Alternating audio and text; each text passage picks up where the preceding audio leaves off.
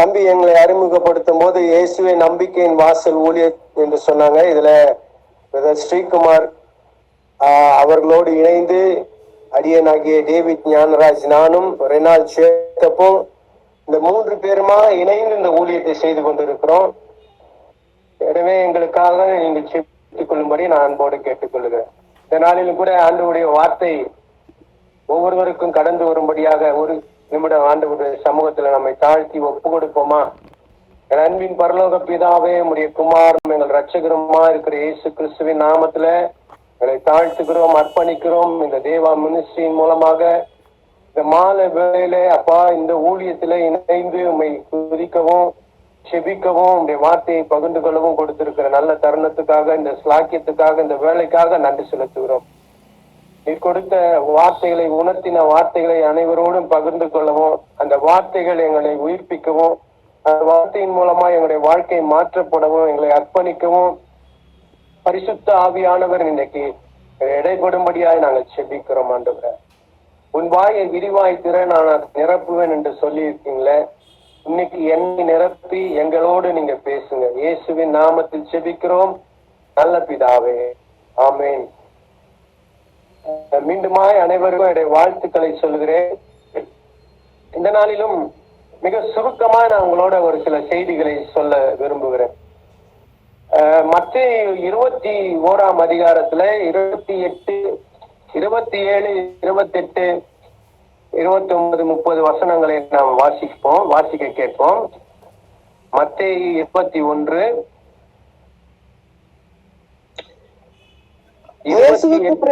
பிரதியுத்தரமாக, எங்களுக்கு தெரியாது என்றார்கள். அப்பொழுது அவர், நான் இன்ன காரியத்தினால் இவைகளை செய்கிறேன் என்று உங்களுக்கு சொல்வேன் என்றார். ஆயினும் உங்களுக்கு எப்படி தோன்றுகிறது? ஒரு மனுஷனுக்கு 2 குமாரர்கள் இருந்தார்கள். மூத்தவனிடத்தில் அவன் வந்து, மகனே, நீ போய் இன்றைக்கு என் திராட்சை தோட்டத்தில் வேலை செய் என்றான். அதற்கு அவன், மாட்டேன் என்றான். ஆகிலும் பின்பு அவன் மனஸ்தாபப்பட்டு போனான். இளைவனிடத்தில் அவன் வந்து அப்படியே சொன்னான். அதற்கு அவன், நான் போகிறேன் ஐயா என்று சொல்லியும் போகவில்லை. இவ்விருவரில் போதும் வாசிங்க. அடுத்த வசனத்தையே வாசிங்க. இவ்விருவரில் எவன் தகப்பனுடைய சித்தத்தின்படி செய்தவன் என்று கேட்டார். அதற்கு அவர்கள், மூத்தவன் தான் என்றார்கள். அப்பொழுது இயேசு அவர்களை நோக்கி, ஆயக்காரரும் வேசிகளும் உங்களுக்கு முன்னே தேவனுடைய ராஜ்யத்தில் பிரவேசிக்கிறார்கள் என்று மெய்யாகவே உங்களுக்கு சொல்கிறேன். போதும். இப்ப இந்த பகுதியில ஆண்டவராக இயேசு கிறிஸ்து அந்த பிரதான ஆசாரியர்கள், மூப்பர்கள் எல்லாம் தேவாலயத்துல ஆண்டவரிடத்துல வந்து சில காரியங்களை கேட்கிறாங்க. இது எந்த அதிகாரத்துல செய்றீங்கன்னு சொல்லிட்டு அவர்களுக்கு ஆண்டவர் பதில் அளித்த பின்பு இந்த ஒரு பகுதியை ஆண்டவர் சொல்லுகிறார். ஒரு மனிதனுக்கு 2 குமாரர்கள் இருந்தார்கள். மூத்தவனிடத்துல போய் திராட்சை தோட்டத்துல இன்றைக்கு வேலை செய் என்று சொன்ன போது அந்த மூத்தவன் இப்படியாய் சொல்லுகிறான், நான் போக மாட்டேன்னு சொல்றான் முதல்ல. ஆனா பின்பு அவன் மனஸ்தாபப்பட்டு அந்த வேலையை போய் செய்திருக்கிறான். இளையவனிடத்துல தகப்பன் அப்படியே போய் இன்றைக்கு நீ என் தோட்டத்துல வேலை செய் என்று சொன்ன போது அவன் முதல்ல போகிறேன் ஐயா என்று சொல்லி இருக்கான். ஆனா பின்பு அவன் போகவில்லை என்று சொல்லப்படுது. அடுத்த வசனம் சொல்லுது, இதுல யார் ஆண்டவருடைய சித்தத்தின்படி செய்தவன் என்று. இன்னைக்கு ஆண்டவர் இந்த பகுதியை தான் காண்பித்து நம்மோடு பேச விரும்புகிறார். அநேகருடைய வாழ்க்கையில இப்படிப்பட்ட ஒரு அழைப்பு நமக்கு வரும். இதை செய்யின்னு சொல்லிட்டு நமக்கு ஒரு கட்டளை பிறக்கும் போது நம்ம பல நேரத்துல அதை செய்ய மாட்டேன் என்ற ஒரு மனநிலையில வருவோம். ஆனா பின்பு மனஸ்தாபப்பட்டு, ஐயோ நம்ம போக மாட்டோம்னு சொல்லிட்டோமே, இதை போய் செஞ்சிடலாம் சொல்லி செய்யறதுக்கான வாய்ப்புகள் இருக்கு. ஆனா பலருடைய நிலை எப்படின்னா, முதல்ல சொல்லும் போது நான் செய்யறேன் அப்படின்னு சொல்லி முதல்ல அதை அக்செப்ட் பண்ணிட்டு பின்பு செய்யாமல் போய்விடுகிறது. இந்த நிலை இந்த பகுதியிலிருந்து ஆண்டவர் நமக்கு காண்பிக்கிறார். இது ஒரு ஊழியத்தை மட்டும் குறித்து சொல்லப்பட்டதா நான் நினைக்காம, நம்முடைய தனிப்பட்ட வாழ்க்கையில, ஒவ்வொருவருடைய வாழ்க்கையிலும், குடும்பத்திலும் சரி, பெற்றோர் பிள்ளைகளிடத்துல சொல்லும் போது, ஒவ்வொருடைய பொறுப்புகளிலே ஒரு காரியம் நமக்கு சொல்லப்படும் போது அதை முன்பாக ஒத்துக்கொண்டு செய்யறேன்னு சொல்லிட்டு செய்யாம போறது அது மிகப்பெரிய தவறாக எண்ணப்படுகிறது. இன்னைக்கு உங்களோடு சேர்ந்து நானும் உணர்த்தப்படுகிற இந்த பகுதியில என் வாழ்க்கையிலும் நான் பல காரியங்களை செய்யறேன்னு சொல்லிட்டு செய்யாம இருக்கிறேன். ஆனா இன்னைக்கு ஆண்டவர் உங்களோட என்னோட இப்படியாய் பேசுகிறார்.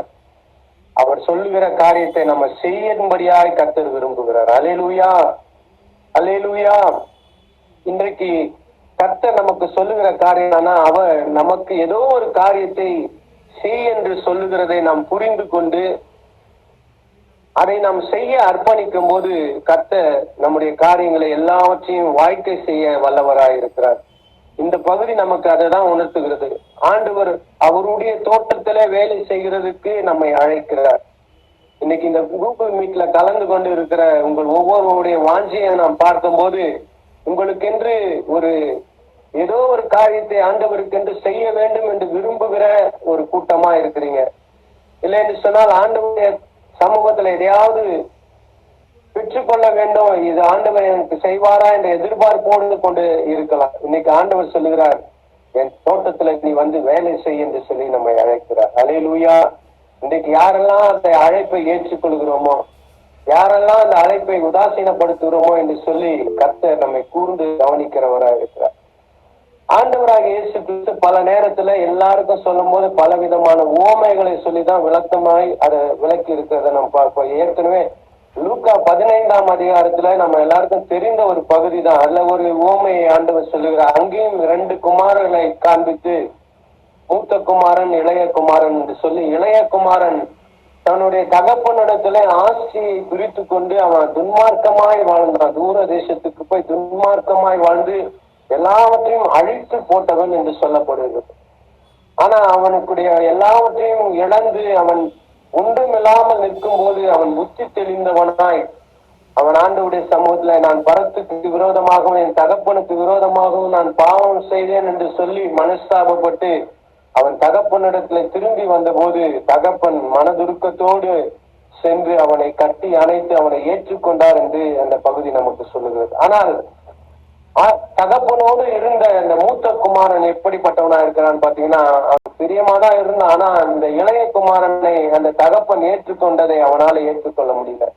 அந்த லூக்கா 15ஆம் அதிகாரம் கடைசியில பாத்தீங்கன்னா அவன் தகப்பன் மேல அவ்வளவு கோபப்படுகிறதை நாம் பார்க்க முடியுது. ஆகவே ஆண்டவர் 2 பகுதியை ஆண்டவர் நமக்கு காண்பிக்கிறார். 2 கூட்டமாக இதை நம்ம 2 பிரிவாக எடுத்துக்கலாம். 2 மனநிலையில இருக்கிறவர்களை இந்த பகுதியில் நாம் அறிந்து கொள்ள முடியுது. அப்போ நான் இன்னைக்கு உங்களுக்கு இப்படியாய் சொல்ல விரும்புகிறேன், ஆண்டவர் நம்மிடத்துல என்ன எதிர்பார்க்கிறார். ஒருத்தன் செய்யறேன்னு சொல்லிட்டு செய்யாம போறான், ஒருத்தன் செய்ய மாட்டேன்னு சொல்லிட்டு செய்து முடிக்கிறவனா இருக்கான், ஆண்டவருடைய சித்தத்தை நிறைவேற்றுகிறவனா இருக்கிறான். இன்றைய எந்த கூட்டத்துல நாம இருக்கோம்?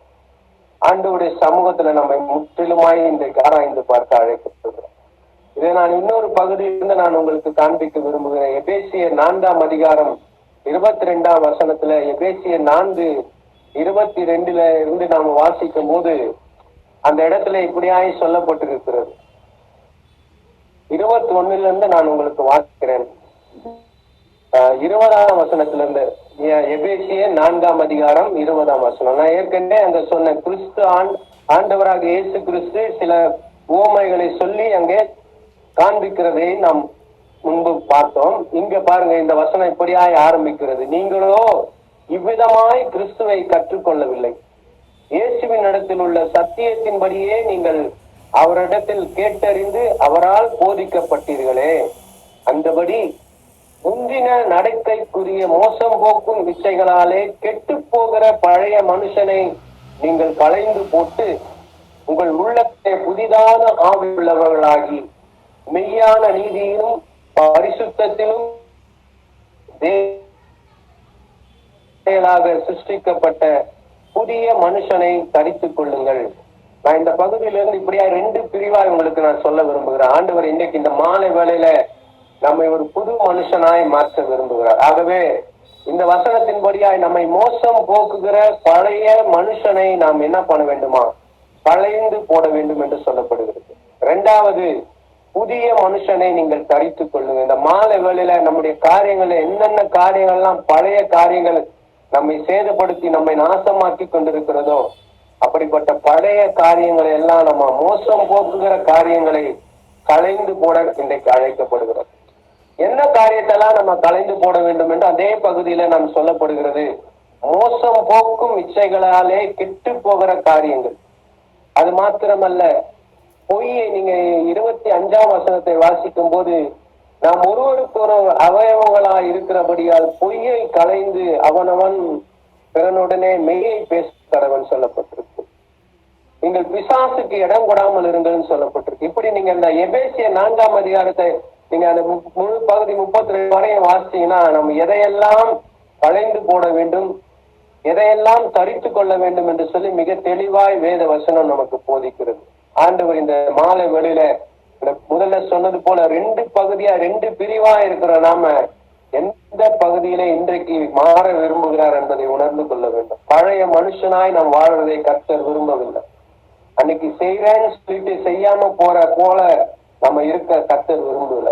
இன்னைக்கு நம்ம எல்லாம் மோசம் போக்குகிற பழைய காரியங்கள், பொய்யான காரியங்கள், இவைகளை எல்லாம் நம்ம என்ன பண்ணுவோம், நம்ம விட்டு களைந்து போடுவோம். அதை தொடர்ந்து வாசிக்கும் போது கசப்பு, மூர்க்கம், கோபம், துர்குணம், தூஷணம், எந்த காரியமும் நம்ம வாழ்க்கையில இருக்கக்கூடாது என்று கர்த்தர் விரும்புவார். அப்பதான் நம்ம புதிய மனுஷனாய் வாழ முடியும். பழைய மனுஷனை களைந்து போட்டு நீங்கள் புதிய மனுஷனை தரித்துக் கொள்ளுங்கள் என்று சொல்ல. இப்ப தரித்துக் கொள்ளுங்கள் என்று சொல்லும் போது மெய்யான நீதி, பரிசுத்தம், இப்படிப்பட்ட காரியங்களை எல்லாம் நாம் தரித்துக் கொள்ள வேண்டும் என்று சொல்லுவார். புதிய மனுஷனாய் மாற்றப்பட வேண்டும் என்று கர்த்தர் விரும்புகிறார். அந்த மாலை வேளையில ஆண்டவருடைய சமூகத்துல, ஆண்டவரே நான் இன்னைக்கு ஒரு புதிய மனுஷனாய் மாற விரும்புகிறேன் என்று சொல்லி அவருடைய சமூகத்துல நம்மை அர்ப்பணிக்க கர்த்தர் அழைக்கிறார்.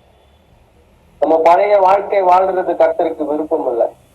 ஒவ்வொரு பிள்ளைகளுடைய வாழ்க்கையிலும் புதிய ஆசீர்வாதங்களை பெற்று புது மனுஷனாய் வாழ கர்த்தர் விரும்புகிறார். ஆகவேதான் இன்றைக்கு அழைக்கிறாய், நீ என் தோட்டத்துக்கு வந்து வேலை செய்ப்பா, நீ பழையதையெல்லாம் களைந்து போட்டு புதிய மனுஷனாய் நீ எனக்கு வந்து ஊழியம் செய், எனக்கு வந்து வேலை செய் என்று சொல்லி ஒவ்வொருவரையும் கர்த்தர் அழைக்கிறார் என்று நான் விசுவாசிக்கிறேன். இன்றைக்கு யாரெல்லாம் இந்த அழைப்பை ஏற்றுக்கொள்கிறோமோ, ஆண்டவரே என் வாழ்க்கையில முந்தின நடக்கையில இருந்த எல்லா மோசம் போக்குகிற இச்சைகளை எல்லாம் நான் ஒழித்து விட்டு எல்லாவற்றையும் விட்டு விட்டு நான் உம்முடைய பிள்ளையாய் மாறி உமக்கென்று நான் ஊழியம் செய்ய, வேலை செய்ய நான் என்னை அர்ப்பணிக்கிறேன் என்று சொல்லி வரும்போது கர்த்தர் ஒவ்வொருவரையும் அவருடைய ஆவியினாலும் அவருடைய அபிஷேகத்தினாலும் வல்லமையினாலும் வரங்களினாலும் நிரப்பி கர்த்தர் தமக்கென்று அவர் எடுக்க பயன்படுத்த வல்லவராக இருக்கிறார். அல்லேலூயா, அல்லேலூயா. நம்முடைய வாழ்க்கையில நீதியை கர்த்தர் விரும்புகிறார். மெய்யாய் வாழணும், உண்மையாய் வாழணும், பரிசுத்தமாய் வாழணும், பிறரை மன்னித்து வாழணும், மனதுருக்கத்தோடு இருக்கின்ற அந்த புதிய மனுஷனுக்குடைய சாயலை, தேவனுடைய சாயலை தரித்தவர்களாய் நாம் வாழ வேண்டும் என்று கர்த்தர் விரும்புகிறபடினால கர்த்தருக்கு பிரியமான பாத்திரமாய் மாற கர்த்தர் இன்றைக்கு நம்மை அழைக்கிறார். மாத்திரமல்ல, நம்ம கர்த்தருக்கென்று நம்மை அர்ப்பணித்து அவருடைய ஊழியத்தை செய்ய நம்மை அர்ப்பணிக்கும் போது இந்த 6ஆம் அதிகாரம், எபேசியர் 6ஆம் அதிகாரம் பாத்தீங்கன்னா அதுல சொல்லப்படுகிறது, நீங்க எப்போ கர்த்தருக்கென்று நம்மை அர்ப்பணிக்கிறோமோ நிச்சயமாய் நமக்கு ஒரு போராட்டம் உண்டாகும். அதெல்லாம் அந்த 6ஆம் அதிகாரம் 12ஆம் வசனம் சொல்லப்படுகிறது, மாம்சத்தோடும் இரத்தத்தோடும் அல்ல, துரைத்தனங்களோடும் அதிகாரங்களோடும் இப்பிரபஞ்சத்தின் அந்தகார லோகாதிபதிகளோடும் வான மண்டலங்களில் உள்ள பொல்லாத ஆவிகளின் சேனைகளோடும் நமக்கு போராட்டம் உண்டு என்று சொல்லி, என்றைக்கு ஆண்டவருக்கு என்று நம்மை அர்ப்பணித்து நம்மை அவருடைய தோட்டத்திலே வேலை செய்ய நம்மை ஒப்பு கொடுக்கிறோமோ நிச்சயமாய் நமக்கு போராட்டங்கள் உண்டு என்று இந்த வசனம் நமக்கு போதிக்கிறது. அது இந்த மாம்சத்தோடு வருகிற போராட்டம் அல்ல, அது நமக்கு விரோதமாய் பிரபஞ்சத்தின் அந்தகார லோகாதிபதிகளோடும் வானமண்டலங்களின் பொல்லாத ஆவிகளோடும் நமக்கு போராட்டம் உண்டாகும். ஆகவே இந்த வசனம் நமக்கு முந்தின வசனம் சொல்லுகிறது, நீங்கள் பிசாசின் தந்திரங்களுக்கு எதிர்த்து நிற்க ராணி உள்ளவர்களாகும்படி தேவனுடைய சர்வாயுத வர்க்கங்களை தரித்துக் கொள்ளுங்கள் என்று சொல்லி இந்த நாளிலே ஆண்டவர் நம்மை அழைக்கிறார். அவருடைய தோட்டத்திலே வேலை செய்யும்படியாய் அழைக்கிறார். அதாவது பழைய மனுஷனை களைந்து போட்டு புதிய மனுஷனை தரித்தவர்களாய் அவருக்கென்று நம்ம அர்ப்பணிக்க வேண்டும். அது மாத்திரமல்ல, அவருடைய தோட்டத்திலே வேலை செய்ய நமக்கு ஒரு ஆயுதம் தேவைப்படுகிறது. பிசாசின் தந்திரங்களை எதிர்த்து நின்று போராட நமக்கு ஆயுதம் தேவைப்படுகிறது. அததான் ஆண்டவர் சொல்லுகிறார். எபேசியர் 6ஆம் அதிகாரத்தில் நாம் தொடர்ந்து வாசிப்போம் என்று சொன்னால், தீங்கு நாளிலே அவைகளை நாம் எதிர்த்து நிற்கவும் சகலத்தையும் செய்தி முடித்தவர்களாய் நிற்கவும் திராணி உள்ளவர்களாகும்படி தேவனுடைய சர்வாயுத வர்க்கங்களை எடுத்துக் கொள்ளுங்கள் என்று சொல்லிட்டு அந்த சர்வாயுத வர்க்கம் என்ன என்பதையும் தொடர்ந்து சொல்லுகிறார். சத்தியம் என்னும் கச்சை உங்களுக்கு அறையில் கட்டினவர்களாயும், நீதி என்னும் மார்க்கவசத்தை தரித்தவர்களாயும், சமாதானத்தின் சுவிசேஷத்துக்குரிய ஆயத்தம் என்னும் பாதரட்சைகளை தொடுத்தவர்களாயும், பொல்லாங்க நெய்யும் அக்கினி ஆஸ்திரங்களை எல்லாம் அவித்து போடத்தக்கதாய் எல்லாவற்றுக்கும் மேலாக விசுவாசம் என்னும் கேடகத்தையும் பிடித்துக் கொண்டவர்களாயும் நில்லுங்கள். ரட்சண்யம் என்னும் தலை சீராவையும் தேவ வசனமாகிய ஆவியின் பட்டயத்தையும் நீங்கள் எடுத்துக் கொள்ளுங்கள் என்று சொல்லி இந்த பகுதியிலே ஆண்டவர் சர்வாயுத வர்க்கங்களை நமக்கு கொடுக்கிறவராயிருக்கிறார். யாரெல்லாம் ஆண்டவருடைய சமூகத்துல, ஆண்டவரே நான் உங்களுடைய தோட்டத்தில் வேலை செய்ய என்னை நான் அர்ப்பணிக்கிறேன் என்று சொல்லுகிறோமோ, நம்முடைய வாழ்க்கையில ஆண்டவருக்கென்று வாழ அர்ப்பணிக்கும் போது நிச்சயமாய் ஆண்டவர் தருகிற இந்த சர்வாயுத வர்க்கங்களை தரித்தவர்களாய் புதிய மனுஷர்களாய் ஆண்டவருக்கென்று நம்மை அர்ப்பணித்து அவருடைய தோட்டத்திலே வேலை செய்ய கர்த்தர் அழைக்கிறார். இந்த மாலை வேளையில கர்த்தர் நமக்கு கொடுக்கிற ஒரு அழைப்பு என்னென்று சொன்னார், இன்னைக்கு ஆண்டவர் ஒவ்வொருவரையும் பார்த்து சொல்ல, திராட்சை தோட்டத்துல வேலை இருக்கு வாப்பா. மத்தேயு 9ஆம் அதிகாரத்துல பாத்தீங்கன்னா, அறுப்போ மிகுதி வேலையாட்களோ குறைவு என்று சொல்லி எஜமான் அறுப்புக்கு வேலையாட்களை அனுப்பும்படி வேண்டிக் கொள்ளுங்கள் சொல்லப்படுகிறது. இன்னைக்கு கூட ஆண்டவருடைய சமூகத்துல இன்னைக்கு நீங்க சிவப்பறிப்பு எல்லாம் சொல்லும் போது நான் பார்க்கும்போது நம்ம பல காரியங்களுக்காக செபிக்கிறோம். ஒரு செபம் ஒரு ஊழியமா இருக்குது. மற்றவர்களுக்கு உதவி செய்கிறது ஒரு ஊழியமா இருக்கு. யாரெல்லாம் தேவையோடு இருக்காங்களோ அவருடைய தேவைகளை சந்தித்து அவர்களுக்கு பொருள் உதவி மட்டுமல்ல, நம்முடைய சரீர பிரகாரமாய் அவர்களுக்கு செய்கிற உதவி கூட அது மிகப்பெரிய ஊழியமா இருக்குது. கர்த்தருக்கென்று இப்படி ஒரு பிரசங்கத்தை மட்டுமே பண்றது ஒரு ஊழியம் அல்ல, அநேக நற்கிரியைகளை செய்கிறது அது ஒரு பெரிய ஊழியமா இருக்கு. சிறியவர்களுக்கு நாம் உதவி செய்கிறது, மற்றவர்களுக்கு உதவி செய்கிறதெல்லாம் ஆண்டவருக்கு என்று செய்கிற ஊழியமா இருக்கிறபடினால ஆண்டவர் அவருடைய தோட்டத்திலே வேலை செய்கிறதுக்கு அழைக்கிற இந்த அழைப்பை ஏற்றுக்கொண்டு இந்த மாலை வேளையில பழைய மனுஷர்களை நாம் களைந்து போட்டு புதிய மனுஷர்களை தரித்து கொண்டு ஆண்டவர் அளிக்கிற இந்த சர்வாயுத வர்க்கங்களை தரித்தவர்களாக பிசாசின் தந்திரங்களுக்கு நாம் எதிர்த்து நிற்க திராணி உள்ளவர்களாகும்படி கர்த்தர் இன்றைக்கு ஒவ்வொருவருக்கும் அவருடைய வல்லமையும் வரங்களையும் அளித்து கர்த்தர் ஒவ்வொருவரையும் இன்னைக்கு பயன்படுத்தும்படியாய் ஆண்டவருடைய சமூகத்துல நான் ஒப்பு கொடுக்கிறேன். ஹல்லேலூயா, ஹல்லேலூயா. யாரெல்லாம் இந்த வார்த்தையை கேட்டு இந்த மாலை வேளையில ஆண்டவரே என்னுடைய காரியங்கள் பழைய காரியங்கள் எல்லாம் ஒழிந்து போகணும் என்று சொல்லி நீங்கள் ஆண்டவருடைய சமூகத்துல கேட்கிறீங்களோ, ஆண்டவர் நம்முடைய பழைய காரியங்கள் எல்லாவற்றையும் நம்மிலிருந்து அகற்றி போட்டு களைந்து போட்டு கோபம், மூக்கம், தூஷணம் இப்படிப்பட்ட எல்லா விதமான பொய்யான காரியங்கள் எல்லாவற்றையும் நம்மிலிருந்து அகற்றி நம்மை ஆண்டவருக்கு பிரியமான பாத்திரங்களாய் அவர் வளைந்து கொண்டு நம்ம எடுத்து அவர் பயன்படுத்த வல்லவராய் இருக்கிறார். எத்தனை பேர் இதெல்லாம் விசுவாசிக்கிறீங்க? இன்னைக்கு ஆண்டவர் என்னோடு பேசுகிறார் என்ற அந்த உணர்வோடு ஆண்டவருடைய சமூகத்துல நம்மை அர்ப்பணிக்கும் போது கர்த்தர் நிச்சயமாய் இன்றைக்கு ஒவ்வொருடைய வாழ்க்கையிலும் ஒரு பெரிய மாற்றத்தை உண்டு பண்ண அவர் வல்லவராய் இருக்கிறார். எபிரேயர் 4ஆம் அதிகாரம் 13ஆம் வசனம் இப்படியாய் சொல்லுகிறது, அவருடைய பார்வைக்கு மறைவான சிருஷ்டி ஒன்றுமில்லை என்று சொல்லி. அவருடைய பார்வைக்கு மறைவாய் இருந்து ஒரு காரியத்தையும் ஒருவராலும் செய்யவே முடியாது. அந்த உணர்வு நமக்கு எப்போதும் வேணும். இன்னைக்கு நம்ம செய்கிற காரியம் நம்முடைய தகப்பனுக்கு பெற்றோருக்கு தெரியாமல் இருக்கலாம், மற்றவர்களுக்கு தெரியாம பல காரியங்களை நம்மால செய்ய முடியும். ஆனால் ஆண்டவருக்கு தெரியாம அவருடைய பார்வைக்கு மறைவாக நம்முடைய செயல்கள் ஒன்றுமே செய்ய முடியாது என்ற அந்த உணர்வு ஒவ்வொருவருக்கும் காணப்பட வேண்டும் என்று கர்த்தர் விரும்புகிறார். அந்த நாட்களிலே யோசேப்பினுடைய வாழ்க்கையை நாம் எடுத்துக்கொள்ளும் போது, யோசேப்பு அவனுடைய போத்திபார் என்ற அவருடைய வீட்டுல வேலை செய்யும் போது அவருடைய மனைவி அவருடைய யோசேப்பினிடத்தில் தவறாய் நடந்து கொள்ள முயற்சிக்கும் போது யோசேப்பு இப்படியாய் சொல்கிறார், நான் தேவனுக்கு விரோதமாக எப்படி பாவம் செய்வேன் என்று சொல்லி கர்த்தர் என்னை படைத்த கடவுள் என்னை பார்க்கிறார் என்ற அந்த உணர்வோடு அந்த யோசேப்பு அந்த பாவத்தை விட்டு அவன் விலகி ஓடுகிறதை நாம பார்க்க முடியுது. 2 தீமோத்தேயு 2ஆம் அதிகாரத்துல நான் வாசிக்கும் போது பாலியத்துக்குரிய இச்சைகளை விட்டு விலகி ஓடுங்கள் என்று சொல்லப்படுகிறது. நம்ம ஆண்டவருக்கென்று உபயோகமான பாத்திரங்களாய், ஆண்டவருக்கென்று பயன்படுகிற பாத்திரங்களாய், பரிசுத்தமாக்கப்பட்ட பாத்திரங்களாய் மாறும்படியாக கர்த்தர் நம்மை அழைக்கிறார். ஆகவே இன்றைக்கு நம்முடைய வாழ்க்கையில காணப்படுகிற மோசம் போக்குற பழைய காரியங்களை எல்லாவற்றையும் களைந்து போட்டு புதிய மனுஷர்களாய் மாறி கர்த்தருக்கென்று அவர் தருகிற பணியிலே நம்மை அர்ப்பணித்து அவருக்கென்று நாம் பணி செய்ய இன்றைக்கு அழைக்கப்படுறோம். ஆண்டவர் ஒவ்வொருவரோடும் பேசின இந்த வார்த்தைகளுக்காக நான் ஆண்டவருக்கு நன்றி செலுத்துகிறேன்.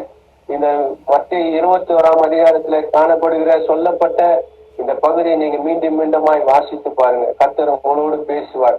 அன்றைக்கு மூத்தவன் சொன்னது போல முதல்ல நான் போக மாட்டேன்னு சொன்ன அந்த மனநிலை பலருக்கு இருந்திருக்குங்க. ஆனா நீங்க இன்னைக்கு ஆண்டவர் பேசுகிறபடினால நான் ஐயோ போக மாட்டேன்னு சொல்லிட்டேனே, செய்ய மாட்டேன்னு சொல்லிட்டேனே, கர்த்தர் எனக்கு சொன்ன காரியத்தை நான் மறுத்து விட்டேனே என்று சொல்லி மனஸ்தாபப்பட்டு கர்த்தருடைய தோட்டத்திலே வேலை செய்ய, தகப்பனுடைய தோட்டத்திலே வேலை செய்ய இன்றைக்கு உங்களுடைய மனம் மாறுகிறதற்காய் நான் ஆண்டவருக்கு நன்றி செலுத்துறேன். எத்தனை பேர் இப்படியாக இந்த மூத்தவன் சொன்னது போல இன்றைய வாழ்க்கையில ஆண்டவரே நான் முதல்ல நீ சொன்னதை மறுத்துட்டேன், நான் செய்யாம போயிட்டேன், ஆனா நான் இன்றைய நாள்ல என்னுடைய வார்த்தை எனக்கு கடந்து வந்திருக்கிறபடினால நீ சொன்ன வார்த்தைக்கு கீழ்ப்படிந்து நான் உன்னுடைய தோட்டத்தில நான் பணி செய்ய வருகிறேன் என்று சொல்லி நம்மை அர்ப்பணிக்க கர்த்தர் விரும்புகிறார். ஆண்டவருடைய சமூகத்தில் நம்மை அர்ப்பணிப்போமா? இந்த மாலை வேளையில கர்த்தர் நம்மோடு பேசின இந்த வார்த்தைகளுக்காக நாம் ஆண்டவருக்கு நன்றி சொல்லுவோம். கர்த்தர் நம்மோடு பேசுவாராக. லூக்கா 15ஆம் அதிகாரத்துல நாம் பார்த்த அந்த இளைய குமாரனை போல பலருடைய வாழ்க்கையில நாம் கடந்து போயிருப்போம் என்று சொன்னார். இன்றைக்கு மனம் திரும்பி ஆண்டவருடைய சமூகத்துல வந்து ஆண்டவரே நான் உமக்கு விரோதமாகவும் தகப்பனுக்கு விரோதமாகவும் பாவம் செய்தேன் என்று சொல்லி மனஸ்தாபப்பட்டு அவருடைய சமூகத்துல வரும்போது கர்த்தர் நம்மை ஏற்றுக்கொண்டு நம்மை ஆசீர்வதிக்க அவர் வல்லவராயிருக்கார். கர்த்தருடைய சமூகத்துல நம்மை அர்ப்பணிப்போமா? நாம் செபிப்போம். சகல நல்லிவுகளுக்கு மூற்றும் காரணமா இருக்கிறவங்க அன்புள்ள பரம தகப்பனே, இந்த ஆசீர்வதிக்கப்பட்ட இந்த நாளிலே எங்களோடு நீ பேசின நம்முடைய வார்த்தைகளுக்காக நான் நன்றி செலுத்துகிறேன். இந்த வேளையிலும் கூட ஆண்டவரே இந்த பகுதியின் மூலமாக எங்களோடு பேசி நம்முடைய வார்த்தைகள் ஆண்டவரே எங்களுடைய பழைய மனுஷனை நாங்கள் களைந்து போட்டு நாங்கள் புதிய மனுஷர்களை தரித்து கொண்டு ஆண்டவரே நம்முடைய தோட்டத்திலே வேலை செய்ய எங்களை நாங்கள் அர்ப்பணிக்கிறோம். உங்களுடைய தோட்டத்திலே வேலை செய்கிறவர்களாய் நீர் எங்களை இந்த நாளிலே ஆண்டவரே மாற்றும்படியா நாங்கள் செபிக்கிறோம். காரம் ஆண்டவரே எங்களை ஒவ்வொருடைய வாழ்க்கையும் தொடுவதாக, ஒவ்வொரு இந்த வார்த்தையை கேட்டுக்கொண்டிருக்கிற ஒவ்வொருவரையும் ஆண்டவரே நீ தொடுவீராக தொடுவீராக தொடுவீராக ஆண்டவரே. ஆண்டவரே ஒவ்வொருடைய வாழ்க்கையிலும் காணப்படுகிற குறைவுகள் நீங்கட்டும் என்று சொல்லி நாங்கள் செபிக்கிறோம். அப்பா ஆண்டவரே இந்த நாளிலும் கூட உங்களுடைய வார்த்தை யாருக்கெல்லாம் கடந்து போனது அவருடைய வாழ்க்கையில காணப்படுகிற அப்பா மோசம் போக்குகிற பழைய இச்சைகள் ஆண்டவரே எல்லா காரியங்களும் ஆண்டவரே அவர்கள் வாழ்க்கையை விட்டு விலகும்படியாக நாங்கள் செபிக்கிறோம். கோபம், மூர்க்கம், தூஷணம் இப்படிப்பட்ட காரியங்கள் ஆண்டவரே பொய் மற்றும் ஆண்டவரே நமக்கு பிரியமில்லாத காரியங்கள் எல்லாவற்றையும் முற்றிலுமாய் அகற்றி போட்டு ஆண்டவரே உண்மை உள்ளவர்களாக, நீதி உள்ளவர்களாய், பரிசுத்தம் உள்ளவர்களாய் ஆண்டவரே மற்றவர்களை மன்னிக்கிறவர்களாய், மனமுறுக்கம் உள்ளவர்களாய் ஆண்டவரே உமக்கு பிரியமான பிள்ளைகளாய் ஒவ்வொருவரையும் நீ மாற்றும்படியாக நாங்கள் செபிக்கிறோம். விசுவாசின் தந்திரங்களுக்கு எதிர்த்து நிற்க ராணி உள்ளவர்களாகும்படி ஆண்டவரே ஒவ்வொருடைய வாழ்க்கையிலும் ஆண்டவரே சர்வாயுத வர்த்தங்களை தரித்தவர்களாக ஆண்டவரே விசுவாசம் என்னும் கேடகத்தை பிடித்துக் கொண்டு ஆண்டவரே நிற்கும்படியாக ஆண்டவரே ஆவியின் பட்டயமாகி ஆண்டவரே வசனத்தை எடுத்துக்கொண்டவர்களாக அப்பா சத்தியம் என்னும் அரைக்கட்சியை கட்டினவர்களாக, ஆயத்தம் என்னும் பாதரட்சியை தொடுத்தவர்களாக அப்பா நீர் ஒவ்வொருவருக்கும் சர்வாயுத வர்த்தங்களை தரிவிக்கும்படியாக நாங்கள் செபிக்கிறோம். இது அப்படி செய்வதற்காக நன்றி செலுத்துகிறோம். இந்த ஊழியத்தை நடத்தி கொண்டிருக்கிற ஒவ்வொரு பிள்ளைகளையும் நீர் ஆசீர்வதிங்கப்பா. இன்னும் அநேகருக்கு எடுத்து பயன்படுத்துங்க. இன்னும் அநேகர் இந்த ஊழியத்துல இணைந்து ஆண்டவரை பயன்பெற உங்களுக்கு உமக்கென்று பயன்படுத்தப்பட செபிக்கிறோம். இந்த நம்முடைய தோட்டத்திலே வேலை செய்கிற ஒரு அழைப்பை இன்றைக்கு நீங்க கொடுத்திருக்கீங்க அப்பா. இதுவரைக்குமாய் மருத்துவர்களுடைய தோட்டத்துல வந்து வேலை செய்ய தேவனாகிய கர்த்தர் நீர் இன்றைக்கு அனுக்கிரகம் செய்வீராக. இயேசு கிறிஸ்துவின் நாமத்தில் செபிக்கிறோம் ஜீவனுள்ள நல்ல பிதாவே, ஆமென். God bless you, pa.